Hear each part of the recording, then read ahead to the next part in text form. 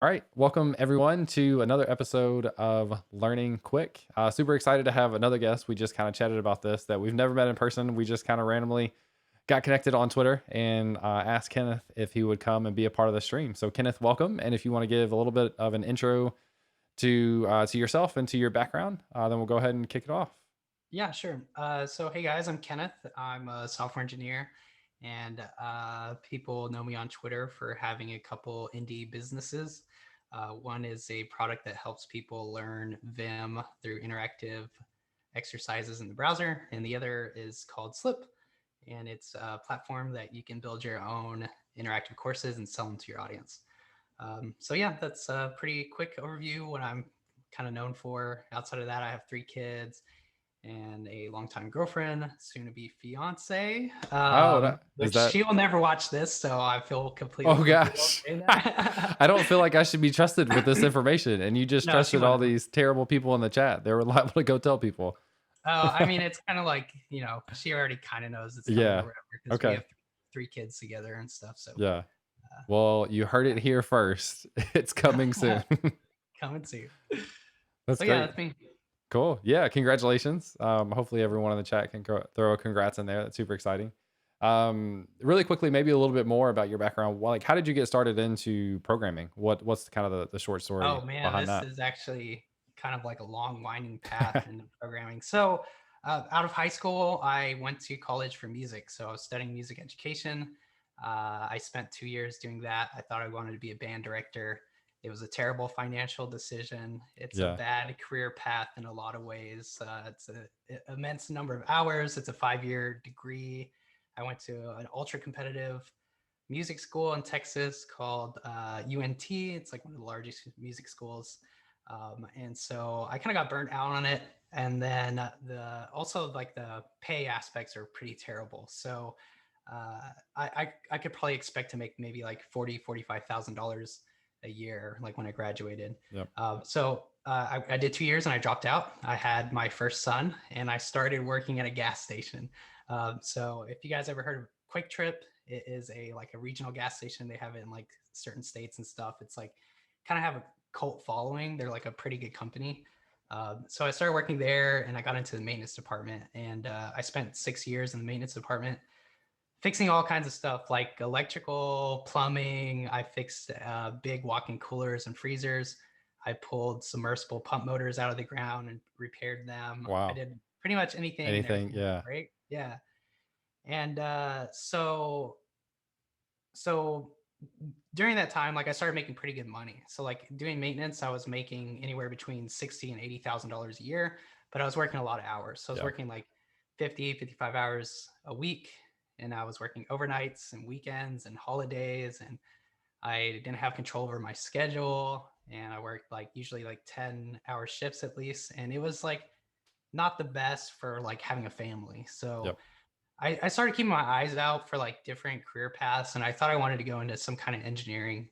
But I literally had no idea about programming or or the field at all, and I never had any kind of interest in it. And so I'd always been like a pretty handy person in building stuff with my hands. And um, I'm getting to the point, by the way. I know it's like a very long path, but it's like a lot of backstory. Um, so so I was pretty active like on the DIY subreddit, and I saw people were building these like really cool kegerators, and so they were taking these like ice chests and like putting Raspberry Pis in them and like measuring the temperature Nice. and stuff. Yeah. And I was like, man, that is so cool. And I wanted to build one, so I bought a Raspberry Pi. And I like to tell people that, like I bought Raspberry Pi like with the thought to build a kegerator, and I never finished it, and I ended up with a software engineering job. Nice. So I got the Raspberry Pi. I started like trying to figure out how to use it. Stumbled upon Python. People were doing a lot of stuff in Python. The first program I wrote was like making a light blink with the Yep. Raspberry Pi with Python. And The Hello World IoT. Yeah. yeah, yeah. And honestly, I just kind of fell in love with it. I thought it was so cool. I would like finish my long shift in like covered in like gasoline and stuff and like go shower really quick so I could get on the computer and start learning some code. And I went back to school. Quick Trip, like I said, it was a pretty good company. They offered like a tuition reimbursement. So I decided Oh, to take cool. advantage Yeah. of that.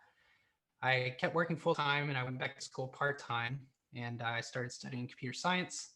I did it for a couple years. I got my current job and I dropped out. And that's kind of the story. So So you got the job and you're like, okay, that's what I was gonna get the degree for anyway, so I'm good. yeah. Nice. It Yeah, makes pretty sense. much. Yeah. Yeah. I mean, I for a long time I thought like, I would go back and finish, but like more recently I don't think that I'll Yeah. like spend that time to do it. Like I thought like it'd be cool to have that kind of validation, but Hmm. I feel like as I've progressed in my career, like I just don't feel the need for that kind of external validation. So Yeah, and like the validation comes from the job that you have, and you'll learn. Like I'm such a big advocate, and I have a computer science degree, but such a big advocate that you're going to learn way more not in class than you ever did in class. And the degree is really nice and it's really helpful, especially to get to the point of an interview. But after you have a job, like your degree really doesn't mean that much. Like mine is still on my resume, but I don't expect somebody to look at my degree and that make any difference in a hiring decision. Like it's all yeah, about what I've done since then. yeah, for sure. For sure. So let's get into the crux of it with Vim. So as it's such an overwhelming thing for so many people. I know the basics of Vim. Mhm. I can get into a file. I can do basic editing if I Mhm. had to. I would never Yeah. choose to, at least in the state I am now. So Mhm. why did you get started with Vim, and then why did you continue with it? Why did you want to learn more about it? Okay, so I first learned about Vim when I was in school for computer science. So one of the best things I ever did when I was in school was join this like programming club called Hmm. Moby, and it was just like a programming club on campus, and it was like a bunch of people building their side projects and that kind of stuff. So a bunch of like indie hacker type college kids, and there was this guy who knew Vim really well, and every time like he would pull up a code editor, it was just like he was like one of those like complete like Vim pros. Like it Yeah, was like amazing to watch. and those And people actually exist. yeah, and it was like it was so cool to see. And so like I always had that in my back of my mind, like I should learn Vim. And so I approached it a couple times. Like I've been programming since so it's been about 5 years I've been programming. But so I've tried it a bunch of times, but I really only got it to stick like about a year ago. And how I got it to stick was I found out there was a Vim extension in VS Code, and I was like, well, let me like just install this real quick and like kind of see what it's about, and like maybe I can just like use it with my regular text editor and kind of learn as I go. And so that like really helped. And so I made like this intentional effort to learn it, and I think it's been huge for me. It just feels like a better way of staying in the flow. So like you can do things like if you're looking at some text and you're like, man, I want to like replace everything inside of these brackets like way over here. Like it just like becomes automatic in your mind. Like once you get some more Vim experience. And so yeah, that's kind of the story of how I got into it. Was that the whole question or? Was Yeah, there? I've got plenty of follow up questions based on that. Yeah, One yeah. one comment in the chat, Brian Morrison says that he's always used Nano instead of Vim because it was easier. I've actually never used Nano, so Yeah, I've I've never actually used gotten it. trapped in Nano the same way that people get trapped in inside of Vim. So I've kind of experienced that. Um, Brian said he's also searching now for the Vim and VS Code extension, and I've Okay. got a question on that. So I've never used it. I know Chris Sev, if anybody, he hangs out in the chat sometime. I don't know if he's here today. Follow him on Twitter, YouTube, all the things.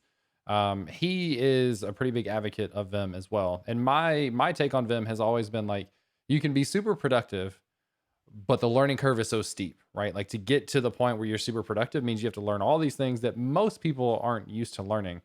Mhm. And I've always kind of debated like could I get good enough with the shortcuts that are already in VS Code to to do that work too? Like one of the things you mentioned was like expanding, like grabbing everything inside of brackets. Like VS Code has a shortcut to like grab what's inside of here, and Yeah, then the shortcut again expands to like the outer brackets and outer. yeah. So I've kind of wondered how those would translate. But general question for the Vim VS Code extension, um, do you like so you have to use like the Vim shortcuts to do the things you need? Like it completely kind of like separates you from like your regular VS Code shortcuts, things like Command P or copy, like for copy Yeah. and paste, Command P, Command V, that kind of stuff. If you're on Yeah, Mac. That's a great question. So like I had already been using VS Code for a while and I Hmm. wanted to stay using VS Code. So yeah, you can still use Command P, Command B to like, hide the sidebar and Yep. stuff like that. So that's one of the best things that I really like about the Vim for VS Code extension is that you can like use all the shortcuts and all the benefits and all the plugins like from VS Code that you normally use. You Okay. just also get like the text navigation powers of Vim and Is like text there, box. yeah, is there a way that do you how do you differentiate between like typing versus an actual Vim command? Is there a shortcut to trigger to run a Vim command? Does that make sense? Yeah, yeah. So Vim has a couple different modes. So there's what's called normal mode, which is like the navigation mode. So it's like, where you're, going through text, you're searching things. There's visual mode where you can like visually select text. So it's like, highlighting text. Hmm. And then there's insert mode, which is when you're just typing. So you can switch between those like with some various different commands. To go to normal mode, Gotcha. use escape. To go to insert Okay. mode, you can press I to insert, or you can press A, or a couple different other ways Yeah. you can get into insert mode depending on, the specific use case. Okay. So then in insert mode, then you can use all the VS Code stuff that you're used to. When you're not in insert mode, Okay, I get what you're saying. Yeah, you're yeah, probably just doing the Vim. you can always use the VS Code Okay. shortcuts. I think. I mean, I never really used many of like the text editing shortcuts in VS Code. So Okay. like the most of the shortcuts that I use are like Command P, Command B, Hmm. and then like the shortcut to open up your terminal and stuff like that. Um, Okay. so so I don't know necessarily like if I imagine if you're in insert mode, you could still use those VS Code text editing shortcuts, but Okay. I haven't checked now. Yeah. I and I think the reason I ask all that is I haven't even tried out the extension because I was assuming that it's one way or the other. Like either I would have to do all of them or not with VS Mhm. Code. So if I can kind of mix that and not disrupt my workflow, but try some things occasionally, then I'm definitely down to do that. So maybe I'll install the extension Yeah, and and there's actually a try them. great resource from another Twitter guy that I've talked to is Joe Previte. I don't know if Yeah. that's how you say his last name, I would have but said Privet, I guess, or Privet. I don't know. I I'm don't not know if I've sure. ever heard it pronounced. Yeah. But shout Yeah, out to but Joe. yeah, he has a actual product called Vim for VS Code, Yeah. and so you buy the product and you open it up in VS Code, and you actually like learn all those commands using the Vim extension. So it seems like a pretty cool product, Yeah. especially for people who want to stick with VS Code. Maybe maybe I'll do that because I actually haven't purchased that, but I should have supported him on it anyway. He was one of the first ones to do like the 2 week challenge type thing. Like I think that's where that came from was he built that in 2 weeks. And then I did Mm, my YouTube for developers ebook in 2 weeks as part of that as well. And that's something I want to replicate again. And the oh, idea was cool. like we can all spend an infinite amount of time trying to make stuff perfect, but how do we Yeah, ship stuff and how do we get in the habit of shipping and then improving later on if we need to? So he yeah, I'm a was pretty huge believer influential in on that. that. Yeah. Yeah. I shipped my Vim product in 3 days, and it was like by time boxing it, like it made it like such low risk that it was like worth pursuing, and it ended up turning out pretty good. Yeah. Uh, but that kind of brings me to a point, like you said, like you always felt like the learning curve was so steep that like you couldn't like get into it, and so that was kind of like my thought process behind like vim.so was that like I want to teach people. I don't want to give people like this 10-hour course. I just want to show them the most useful commands that I personally use all the time and then give them some practice using those. So, Sweet. I just switched over to show them VMSO and I'll put the link in the chat as well. Do you want to talk a little bit more about it? So this is your course that you put out. You've got exercises in here that you can do. You've got some cool like embedded things in here as well, like an embedded try it here type thing. yeah. Um, So, yeah, do you yeah. want to tell us a little bit about Yeah, sure. I'm watching the stream it? too, so I can Yeah. see what you're showing. So yeah, so Vim.so is basically this idea is like I want to make Vim more approachable to people. Like there's like tons of Vim content for like Vim superheroes and stuff, and then I Hmm. felt like there wasn't a lot of content for beginners. And so like the main idea is that you practice these Vim commands like in actual terminal on the browser. and it gives you like repeat practice. So like once you like finish an exercise, it repeats but puts the text in another location inside the text editor. That way you can get more practice on that, specific skill. Yep. So there's 10 lessons you go through. You learn progressively more skills. And as you progress through the course, like you're still using the skills that you learned from the previous lessons. Yeah. So you build on as you go. Yeah. Yeah. So that's kind of idea. I launched it in January. For those who are interested in like the entrepreneurial side of Yeah. things, I made 10 grand in my first month with it, which was pretty incredible. Yeah. That's great. It was life changing to get that kind of money. More from like a mindset kind of Yep. perspective, like, oh, you know what? Like I'm kind of in command of like my own financial future. Like I don't have to like go through this interview grind to get an extra X amount of dollars a year. I can just like I can make do it something myself. useful. Yep. Yeah. Absolutely. It's yeah. So now it makes about $100 a day, which is pretty cool. Mostly from like SEO, and I also use some of the money to sponsor this backend project called Fast API, which is the backend that is on that I use for my projects. It's a Python backend framework. Okay. Um, Not what I and was thinking about, but go ahead. yeah, I yeah. don't know what I So was thinking about. Something else. yeah, so I sponsored that at $250 a month, and it pays for itself because it drives enough traffic. So it's like really cool because like I've built this thing that also helps like an open source Yeah. creator, and it cost me like net $0. That's super cool. I love that. Yeah, Um, let's see. I've got a lot of questions. I think yeah, one of sure. my questions is directly aligned with a comment in the chat. Code Mhm. Stacker, Jesse, who Code Stacker on YouTube if you haven't followed him. Also Brian MDev on YouTube if you haven't followed him. Also Brad Garapi on YouTube if you haven't followed him. Anyway, enough shout outs. Code Stacker says, tell us how you made this magic. So yeah, tell like technology, like how did you Yeah, actually yeah. build this? And one of the small things for me is, and maybe these are just videos and that's probably what they are, but like the videos on the right where it's like typing and then showing the user input. Yeah, that's a React component. It's It actually one of the is. Okay. See, and that's like, how, tell me everything. Tell me all the Okay, magic. yeah. Okay, so the basic stack, I'll just start with there. So the Yeah. front end is React, and styling wise, I'm using Tailwind, and Sweet. I use Tailwind UI. As you could probably tell, it looks like a lot of other Oh, SaaS cool. websites and stuff, Okay. and that was like a huge productivity boost. Like Tailwind UI is like one of the best like ROIs I've ever had, and I promise like Adam's not paying me to say Yeah. that. Like it's like 200 something dollars, but it's Okay. like it was painful to buy it. Like I promise, like it was so hard for me to actually like purchase it because I was like pre-revenue too. So hmm so I bought And it and it was great. so, and I've thought about doing this, and especially if you like wholeheartedly tell me it's worth it, I probably will go do it like later today. But the use case for Tailwind UI is they just give you like some built-in components, and then you were like, okay, I'm building a site. I want this, this, this, and this, and then you tweaked it a little bit, and there was your site. Is basically how that like the benefit. Yep, pretty Okay, much. Yeah. cool. All right, it's in my Um, backlog. Adam, you yeah. win. Yeah. So front end is React. The back end is Fast API, but I'm not really using very much backend. I basically use it to like log the users.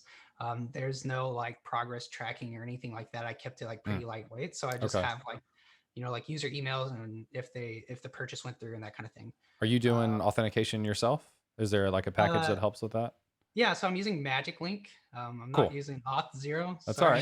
right. That's all right. I Magic would Link. love to talk to you more about Magic Link in the future to learn more about how it works. Because I've heard of it, but I've never actually used it myself. Yeah, it's pretty cool. It's just one of those like email authentication kind of Hmm. as a service. So I use that. I use a Stripe for payments, Stripe Cool. checkout for actually the payment form.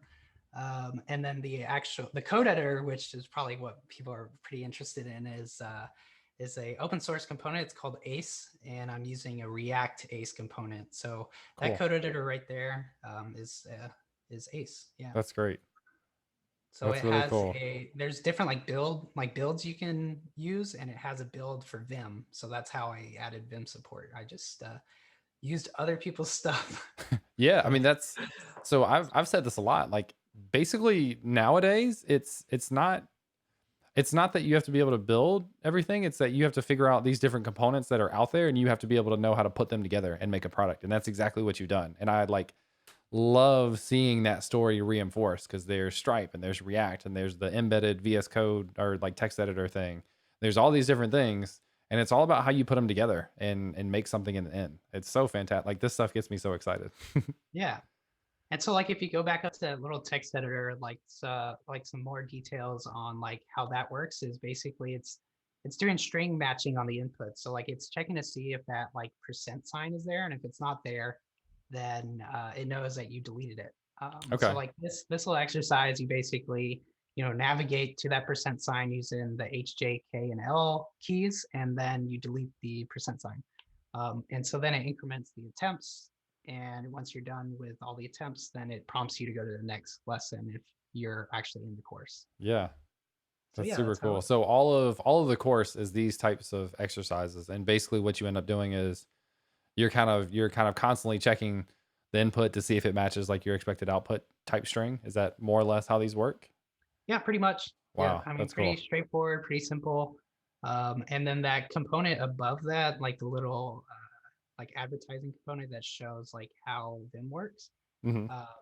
It's pretty similar too. Like basically sending commands into that ACE editor, like via a function, and then also like logging out like what keys are being pressed at the same time. But to be Okay, honest, I built like the MVP part of that, and then I paid my coworker $500 to finish it out for me, and he did it in a great. night, and it Yeah, increased conversion rates like a lot. So it paid for itself in like two yeah, days. I told him, I think you probably could have charged me like $1,000 to do yeah. this, and Right. it would have been worth it. And he said, I think he like invested in like GameStop or Did he? something. Yeah, so he ended up making like 2 grand or something. Nice. He's That's like, it's great. okay. Like I like flipped it on Everybody like some wins. Yeah, that's super GameStop. cool. Yeah. That's great. And then further down the page, the little Twitter embed down there is from another Twitter guy, Damon Chen. He has a Hmm. product called Testimonial.to, and I it's like a need to. I need to use that. Yeah. adding the testimonials was such a big thing for conversion rates too. Also, Yeah. so like I released this into early access for $8, and it only had 3 lessons at first, but I got a lot of like really good comments, and I put them on the site. And after I put those on and like raised the prices, like conversion rates actually like went up. Okay. So, and this is how I'm so excited about this. Like, I'm so ready to make my next thing. Um, So with testimonial.to, like these, I was thinking these are actually tweets, which they're like kind of formatted to look that way, but it They, sounds they are tweets. they are So actually tweets. Okay. yeah, so you go on your testimonial dashboard and you just paste the link to the tweet, and then it Okay. puts it on your like wall, and then you embed that on your page. And you can also do like Okay. video testimonials, and you can also accept just like plain text testimonials from your customers too. Cool. So Okay. that one at the bottom right with the smiley face, that was from this guy Boston. He's on Twitter too, but he Yeah. put in a text testimonial for some reason. So that's Cool. So you, and I guess you just like, as people enjoyed it and they shared comments, that you just grabbed them and then mhm. put the link into testimonial.to. Yeah, exactly. That is great. I've thought about, I don't know if this exists. I've thought about like having, like, what if there was like a testimonial.to idea, but it had like a landing page for your product and people just type in their testimonials there, and then it gave you the same type of output. So that way you don't have to like Hmm. Yeah, so um testimonial has that. They call it like a wall of love, and they give oh, you a link, and it's a live okay. link that you can Cool. send to your customers or whatever, and they Yeah. can put their reviews there. So Okay. You got it all figured out. yeah, it's great. It's a cool product, and Damon, the guy who made it, was actually the inspiration for the pivot to Vim. So Yeah. this Vim product was actually like a small pivot. Okay. So Sweet. yeah. Wow. This is so cool. So from a technical perspective, I think you've talked a little bit about this, but what are maybe a couple of your favorite things inside of Vim? Like what are the couple of commands that maybe help you out more than anything else you've used? Yeah, so I think like the change in command or change around command is like super powerful. So the change command basically lets you like select like a certain amount of text, and then it deletes it and puts you in insert mode. So like Hmm. you could say something like if you're inside of a function and you want to replace all the text within that function, you could type a command like CID I and then the curly brace, and that would delete everything inside of the curly braces and then let you start typing right away. Okay. So that's like a really powerful thing, and you can combine it with like other symbols too. Yeah. So that's kind of like the way the commands are structured is there's like a command, and then like I think they call it like a noun or something, and then I mean it's escaping my mind right now, but so basically like change in and then a Okay. symbol. So Yep. ci and then some symbol. So you could do like ci quotes. That's Change everything delete. inside of the Yep. quotes. Or ci, single quote. Bracket or yeah. Or Oh, okay. Cool. yeah, or if you want to delete it all plus the quotes, you could do CA, which is change around quotes. Gotcha. And so you could delete Yeah. everything, including the quotes. Or and then the other powerful thing is like you can like compose these different commands. Like you don't have to use change. Like if you wanted to like copy, so like the idea of copy like in Vim is called You yanking. So you could yeah. do like YIW or YI quotes, and then it would And copy then everything into they're quotes. kind of Yeah. composable, right? Like you take Mhm. this is the thing I need, this is the modifier, and this is something else, and Yeah, like you can exactly. switch them out. Yeah. Okay. Yeah. That So makes sense. that's a super useful one. Yeah. That's one of my favorites. Another one is like just like the copy and pasting is like pretty awesome. So you can like select the whole line and copy it, and then if you want to paste above, you just instead of pressing P to paste, you press like Shift P and it'll paste above.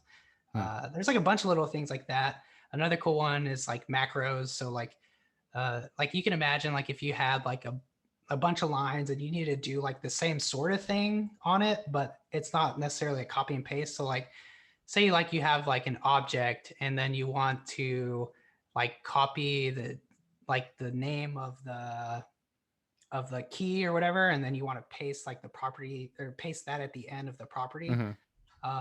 But you want to do it for every line. So like if you think like you have like an object that was like person and you wanted it to say like I don't know, name dot per or like Yeah. yeah, or something like that. But Yeah. basically you can like do the same command to multiple different lines very quickly in Hmm. Vim. I wish I had like an actual example to show you. It's hard to like kind of think on the fly, like Yeah. And but especially to explain, like, especially the things that you do without thinking, then to stop and try to explain them is tough. yeah, So yeah, I definitely exactly. get that. But and I think someone mentioned this earlier in the chat, the kind of the composability of like they're consistent within each other. So like there's different actions, there's different modifiers, blah blah blah. But and then it's just like chaining them together to do exactly what you want. That makes a lot of sense. Yeah, it's pretty awesome. And it's to me that makes it like more discoverable. Like once you know like the basics and you kind of have it going, like Yeah. it's pretty easy and like intuitive to like use it with like new commands and stuff. So True. Yeah. And then yeah. yeah, because then you're just adding on that first thing now is different, but the rest of it stays the same. Mhm. That's great. Yeah. I think like the reason why so many like programmers love it because it's like almost like a programmatic way to like navigate through text and stuff. So it's like a really like Oh yeah. it feels like copy like learning like if you remember like before you knew command C, command V to copy and paste, and you would like right click and like hit Yeah. copy and then right click and hit paste. It feels like learning command C plus command V, but times like 10. Yeah. Like once you get like like it's almost painful to like not use Vim after. Like if you're Yeah. just like writing like in a Google Doc or something and you're like, okay, cool, I want to like move up like And three you spaces and 4 words, and then you're like, oh man, I have to like use my arrow actually key do, or yeah. something That's there. funny. Well, that Yeah. and I'm the same way. Like as an instructor, as a teacher, like as I see students learning, and I see them go up to file, copy, file, save. I'm like, we can't do that anymore. Like shortcuts, right? So I'm Yeah. like, I'm a huge advocate for it. And it say like even the stuff that I do saves so much more time. So I can absolutely understand how taking it to another level by investing some upfront time can still save you even more Yeah. time writing code going forward. Mhm. I love And like, my approach when I was learning Vim also was like, okay, cool. I'm gonna like install the extension and I'm gonna like just use like the up and down and left and right mhm, navigation. Then I was like, okay, let me use like word wise start navigation so adding we can navigate. progressively. Yeah, yeah. Yeah, And then that I makes started sense. noticing like if I like had to do like a certain thing a lot of times, then I would like look it up, and then the next time I needed to do it, like Yeah, I would try to remember it and like try to like get that muscle memory in yeah. my head. Yeah. That's what I've done that a lot with VS Code stuff. So Mhm. that whole process is like exactly what I've done. I just haven't taken it to this next level with Vim stuff. I think I'm probably convinced enough to give it a shot, and then like give it a Yeah. shot for a while, right? Because it's gonna be uncomfortable for everyone Mhm. to Yeah. start, right? So making sure that you actually give it a legitimate shot is probably an important aspect of that too. Yeah, for sure. Definitely agree. Um, what about I think one of the last things I want to ask you about is slip.so. So slip.so. I'll put that in the chat as well. But this is your platform that you're creating Mhm. to let other content creators create courses. And I think you kind of mentioned before we started the stream, like to kind of empower them to some of the things that you've experienced and being able to sell something and make your own money, have control over that. So tell me a little bit. I'm going to show this on the screen as well. Tell me a little bit about Slip and what you've been working on there. Yeah, so Slip is basically a platform that you can easily create these interactive programming courses. So you can teach things like Python fundamentals, or you can teach like list methods in JavaScript, or you can teach Dart or Rust. So right now it only has like 5 languages supported. So Python, Go, Ruby, Rust, and JavaScript with Node. Hmm. And so basically you go on here and I give you like this lesson authoring tool, and then you can easily create these lessons. And they have like interactive code executions in the browser. So you can do things like, actually show them. It's like a one step up from like a text tutorial, because like the user Hmm. can actually like progress through your course, and like if they get like you can give them little quizzes inside of it, and if the Yeah. output doesn't match what you expected, then it doesn't let them progress. So it So yeah. sounds like that interactiveness sounds like the free code camp curriculum, right? It's like you go through stuff like interactive stuff like that, and they verify a step before you can move on. Mhm. Is the Vim is your Vim course built on this, like built on this platform? No, so the Vim thing is not built on it, but I used a lot of code from the Okay, Vim thing, and I used a lot of code from the previous thing to the Vim thing. cool. If you scroll up, you can actually see like a preview of a course, so you can kind of get an idea of like what it looks like. So if you click go to courses, and there's like a course that I've made. It's like an early access course. So you can click that, and then you can click try a few Oh, lessons there you go. before you Yeah. buy. Oh, this looks great. And so this is kind of how it works. So you kind of progress through, like if you click the little green arrow, you can progress through, and I'm sure you'll get to like an interactive code block pretty soon. Oh, cool. Okay. Yeah, so this So is like the change. little interactive code block. So if you hit run code, it'll actually like run this on a isolated Docker container somewhere Yeah. else. Okay. And then, so it's actual Python code running. It's That's pretty super cool. cool. And so if you don't get the output right, then it doesn't let you progress. But it's still very early stages. So I just released it earlier this week, Hmm. and I got some people making some pretty interesting courses on it. But yeah, I mean, I'd be down to talk about like the tech behind the code execution stuff if you want to hear about that. Yeah. One of the things right before you do that, I was curious about is the pricing. Was this earning $19 a month? So like as people create a course, they would earn $19 a month, or they would pay $19 a month. Yeah, Oh, so they so pay they 19 yeah, and then give you 10% of the sales. Yeah, so Got it. yeah, they pay $19 and they get 10% of sales, and like what they get out of it is like a super easy Yeah. authoring tool that lets them make the courses really easily. They get Stripe payments, and then soon they're going to be able to like embed the course on their own domain. So Mm, it's basically like all the tooling behind it. So they don't have to worry about authentication. They don't have to worry about yeah. Stripe. They don't have to worry about building the code execution system. All they really have to worry about is like creating the content. Yeah. That's And so great. that's kind of the pricing model behind it. Yeah. That's super cool. Again, like taking existing technologies, learning how to put them together to build something Mhm. cool. And you mentioned Stripe for payments, Mhm. Magic Link again for authentication, Yep. Python backend with fast API. A Yep. lot of the Same thing. similarities with the VIM.so. Very cool. Yep. Anything else that is included in this one? I mean, that's pretty much a stack that, and yeah, I guess the other part I didn't mention was like the hosting provider. I've been using Render and Mm, render is pretty amazing. So sweet.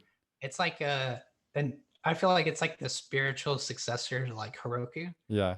So they're doing a lot of really cool stuff, and it makes it really easy to deploy. So yeah, Cool. That's one technology that I've heard good things about and I haven't actually used myself. And there's so many like cool technologies these days, but that's definitely one that I have kind of wanted to try out for a while. So maybe this will give me the reason to. right, yeah, Super cool.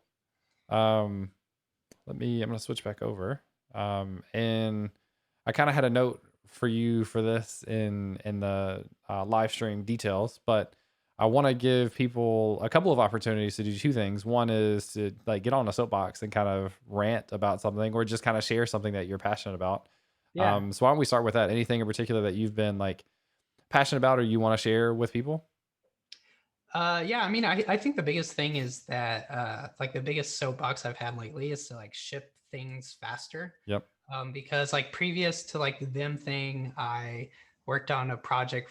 Well, I guess like the overall picture is I spent 4 years like building these projects that were many months long, shipping them, like building them like by myself, isolated, shipping them, and then like not getting any customers and like rinse and repeat for like 4 years. Hmm. And so like my advice, like especially to like anyone who's like trying to make a living or trying to making even just some extra income as like a developer is like you need to get comfortable with like shipping stuff that's not perfect. Yeah. Like, I mean, you just shared like my slip page and there was like lots of like little things that were like obvious, like I'm embarrassed about, but I launched it Tuesday and I'm making 250 bucks a month on it That's already. great. And Yeah. then, and so like really like it's an advantage to move fast. And it's a disadvantage if you think that you have to get everything exactly perfect Yep. and your users aren't going to care as much as you do anyway. So like I shipped this and like there's a lot of things that are missing like on the authoring side. So like you can create like a lesson, but you can't edit the name of it. So like if you want to edit the Hmm. name, you have to delete it and And then do it like move again. stuff Yeah. over. But the customers I have so far, I've been talking to them. I have like 12 customers. I'm like in an email thread with all of them or Twitter, and they all love it. They think it's super cool, and they point out the rough edges. And I, basically just interact with them and tell them, this is going to be shipped soon. And since launching, I've already shipped a whole bunch of like bug fixes and updates, and it's actually like built this like camaraderie between us Yeah. where they're like, oh man, like I trust Kenneth to, take So, my feedback and yep. do things with it versus like I could have spent another 3 weeks or 4 weeks trying to get it perfect. And then like the same thing would happen. They would still find rough edges. Hmm. And so like just ship your thing, like get it to, and then also make it easy to pay because like you would be surprised like who would pay for stuff. Like I released a Vim thing and it had 3 lessons. It was like very bare bones and I made $200 my first day. And that kind of gave me the validation to like, okay, I can spend some more time on this. This Hmm. makes a lot of sense. And I spent the next like week or two creating like the rest of the content. And if I didn't move fast, like I wouldn't have built the thing. Like Yep. I would have lost interest on like lesson 4.5 probably. So like ship fast and like make it easy for people to pay, I guess would be my That's great. soapbox. Yeah. Yeah. I I the idea of the MVP thing is something I think that gets talked about a lot. It gets overlooked a lot, and it's something that's just hard to accept. Like all of us want to make really amazing things, so it's hard for us to sacrifice on features that we think are essential. And at the end of the day, they're like not essential, at least early on, right? Like you can start to parse the idea down to what a true MVP is and then continue to build on it. But you don't waste your time building the additional things if nobody cares, right? So you get that validation and you went through that and had some validation. So you started doing more and then made 10K in a month, which is pretty sweet. Yeah. I've not made that much money in a short amount of time with any product that I've shipped. And I kind of mentioned Mhm. this to you beforehand. Like one of the things that I really want to improve on is like design and marketing for stuff that I create. Mhm. And that comes with experience and trying to help like get some other people to help me do some of that stuff. Um, but just being able to experiment with it is one of the big things that lets you make that progress. And we talked about the 2 week challenge, product challenge, and I did my YouTube for Developers ebook. I can't remember. I don't remember at all how much I made on there. Like it could have been $500, it could have been a Mhm. thousand. But Yeah. I really feel like doing a few more of those, like I could really up the product and get Yeah. better at it and continue to make more and more money on products going forward. Yeah, for sure. And I think the other part of it also is like a lot of people, I guess there's like two more things I want to say about it. Like Yeah. another thing is like maybe don't jump straight into like subscription products. Like Hmm. selling a one-time sale is like an order of magnitude easier Easy. than Yeah. selling a subscription. But like, and then especially if you're selling to developers, like developers are so used to like buying courses and like Hmm. they have disposable income. Like I've like impulse bought so many like different like developer products and Yeah. stuff. And like even stuff up to like 50 bucks, like I'll just like impulse buy it, like whatever. If it's going to help me be a better developer or whatever Absolutely. and like provide value, like I'm going to buy it. Hmm. So like I think if you're building things for developers, like if you're trying to get like your first money on the internet, like, and you're a developer, like selling like some portion of like your programming knowledge is like a great way, especially if it's like a one-time sale. And also like you don't necessarily have to even be an expert. Like like I feel like I'm a pretty intermediate Vim person. But I'm guessing I'm probably in the top 1% of Right. people making money Yep. on Vim. Yep. So I mean that just, and there's like you probably have some kind of niche knowledge, and even if you don't, like you could probably gain enough knowledge on a specific niche to like sell someone something. Hmm. Like you could probably, anyone watching right now could probably go figure out like all the things about like making authentication work really good with fast API, and you could probably sell an ebook on it and make like thousands of dollars a year just because it's like niche down enough. Yep. And I've seen plenty of people do it. I think that's the encouraging thing is I've seen so many success stories. Success varies, right? Like how do you define success? Well, I mean, making any amount of money honestly is successful, but Mhm. there's different variations of that. But so many products that have come out in the last year or two from people as they're starting to get more creative and getting comfortable sharing the things that they know. I think it's been really inspirational for a lot of people and helped people kind of overcome a little bit of the nervousness that comes with actually creating something and the nervousness of thinking that no one would buy it. Like lots of people buy stuff that has value. And Yeah, regardless of you being the best one, like you said, that does that thing, you yeah, still have that value that you can provide to people.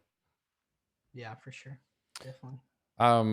Last thing as we wrap up, do you have, so we just did soapbox. Do you have um, any particular shout outs you want to give for community or like we've talked about a couple of your products, anything that you want to shout out and give some love to?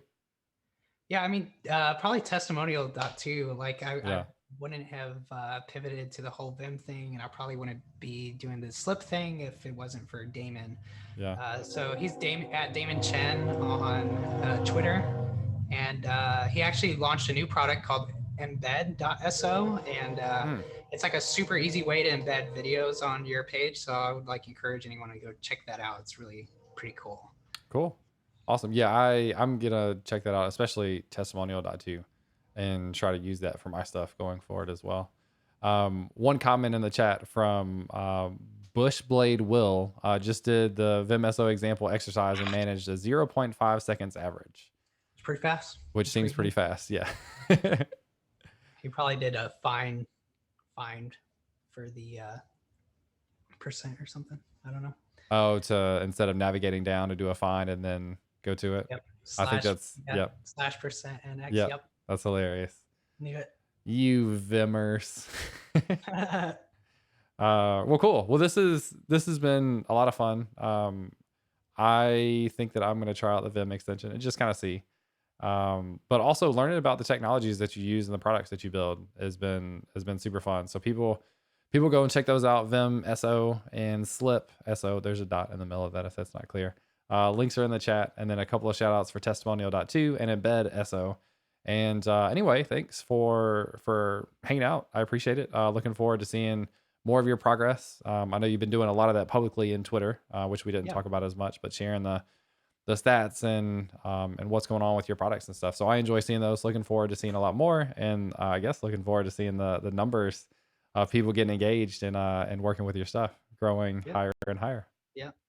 Pretty excited. Thank you, James. Cool. All right. Thanks, guys. We will see y'all later.